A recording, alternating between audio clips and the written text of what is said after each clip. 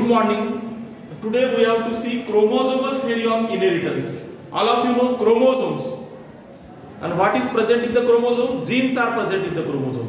That chromosome and genes together in the inheritance contribute. That theory is called chromosomal theory of inheritance. हमें मालूम है Mendel ने जो discovery किया है उसने बताया कि character transmit from parents to offspring, लेकिन व्हाट इज द फैक्टर क्या है इसमें? Mendel told that factor is there which transmit from parents to offspring. Parents to offspring से फैक्टर ट्रांसमिट होता है. तो ये जो फैक्टर जो है मेंडल बता नहीं पाया है. मेंडल के पास कोई प्रूफ नहीं था कि फैक्टर क्या है. तो बाद में फैक्टर ये जीन है, क्रोमोसोम है मालूम हो गया, लेकिन उस वक्त मेंडल बता सकेगा फैक्टर क्या है नहीं. इसलिए वो मेंडल का जो थ्योरी है उस वक्त एक्सेप्ट नहीं हुआ. और मेंडल ने कहा है कि there is no blending inheritance, लेकिन एक्चुअली ब्लेंडिंग इनहेरिटेंस होता है, वेरिएशन जनरेशन में आकर होता है. तो this things also wrong regarding the Mendel. That time variation आता है ना. मेंडल का क्या कहना था? वेरिएशन नहीं रहता है. एक टॉल कैरेक्टर एक डॉफ कैरेक्टर मीडियम नहीं रहता है, ब्लेंडिंग नहीं रहता है. लेकिन actually this is possible. Variation आकर होता है. नेचर में वेरिएशन है ना, अलग अलग प्रकार के प्लांट्स एनिमल्स, उसमें वेरिएशन रहता है. और मेंडल ने उस वक्त मैथमेटिक्स यूज किया बायोलॉजी में. तो this is not acceptable to most of the biologist that time. तो बायोलॉजिस्ट ने एक्सेप्ट नहीं किया है. और मेंडल के बाद में काफी साल बाद 1900 में डी व्रीस, कोरेंस एंड हॉर्न टिशमार्क ये साइंटिस्ट ने मेंडल के वर्क का रीडिस्कवरी किया.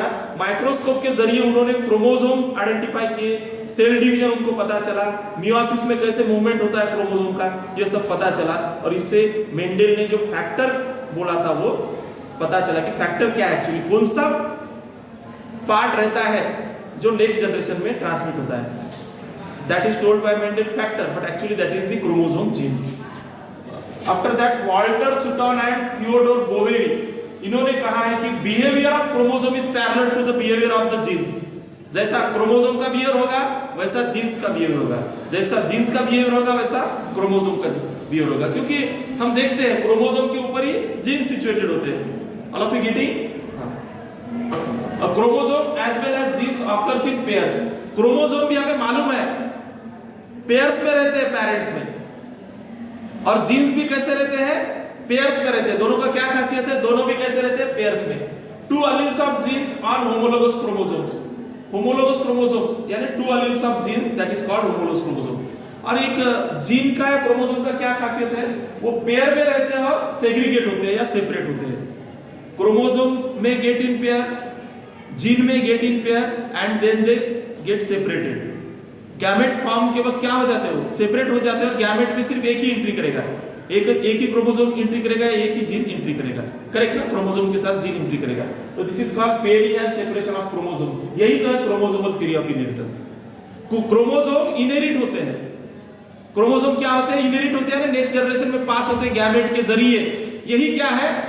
क्रोमोसोमल थ्योरी ऑफ इनहेरिटेंस है. तो ये थ्योरी का काफी स्टडी किया एक साइंटिस्ट ने, टी.एच. मॉर्गन ने. तो उसने एक इंसेक्ट स्टडी किया, उसका नाम था ड्रोसोफिला मेलानोगास्टर. उसने यही इंसेक्ट क्यों सेलेक्ट किया?